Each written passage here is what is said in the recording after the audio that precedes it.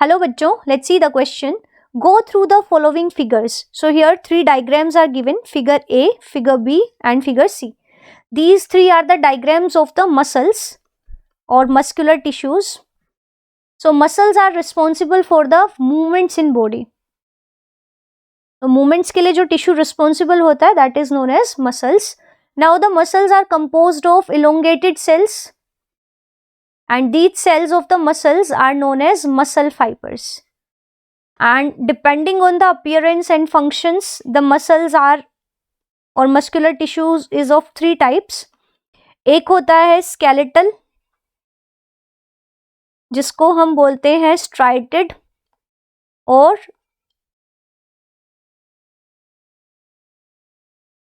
striped muscles. So as the name indicates skeletal, क्योंकि ये muscles attached होती हैं हमारी bones के साथ, जैसे the muscles present in our hands and legs. Striated इसलिए बोलते हैं क्योंकि इनके अंदर bands present होते हैं, stripes present होती है, पहले जैसे light, फिर dark region, फिर light region, फिर dark region. So when we observe these muscles under a microscope, तो हमें alternative bands नजर आएंगे. And these muscles work according to our will. These are the under the control of our central nervous system. So हम इनको अपनी will के according use कर सकते हैं. So these are the voluntary muscles. The second type of muscles are the smooth muscles.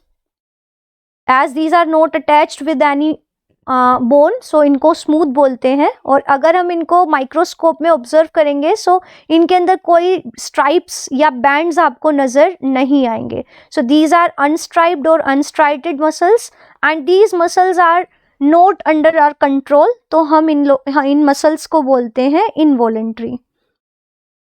And the third type of muscles which are present only in the heart, these are the cardiac muscles. और cardiac muscles में फेंट bands आपको मिलेंगे but इतने ज़्यादा नहीं जैसे कि स्ट्राइटेड मसल्स में होते हैं. These are also involuntary. और अगर अब हम इनके स्ट्रक्चर की बात करें तो cells of skeletal muscles are multi nucleate, मतलब एक ही सेल के अंदर there will be many nuclei. These cells are cylindrical, unbranched. जबकि जो स्मूथ मसल्स की सेल्स हैं दे आर फ्यूजिफॉर्म और स्पिंडल शेप. तो फ्यूजिफॉर्म सी सेल्स होंगी जो स्पिंडल शेप होंगी एंड यूनिन्यूक्लिएट होंगी. एक सेल के अंदर there will be a single nucleus and these are also not having bands and uninucleate and fusiform will be. And cardiac muscles की जो सेल्स हैं ये होंगी तो uninucleate but these will be branched. So there will be branching and these will be having stripes. So now by this information we can easily find out the correct match. So in figure A you can see that these are the nucleus. So one nucleus, two nucleus, third, fourth. So many nuclei are there. So due to presence of many nuclei ये जो muscles हैं ये हो गई कौन सी striated. और आप यहाँ पे देख सकते हो कि यहाँ पे डार्क बैंड है, फिर लाइट बैंड, फिर डार्क बैंड. सो बैंड्स और इनकी शेप भी कैसी है, cylindrical. And these muscles are having many nuclei. So first diagram तो किसका हो गया, स्ट्राइटेड मसल का. सेकेंड वाले डायग्राम में आप देख सकते हैं सेल स्पिंडल शेप है और कोई लाइट और डार्क बैंड नहीं है. So this is the feature of smooth muscle.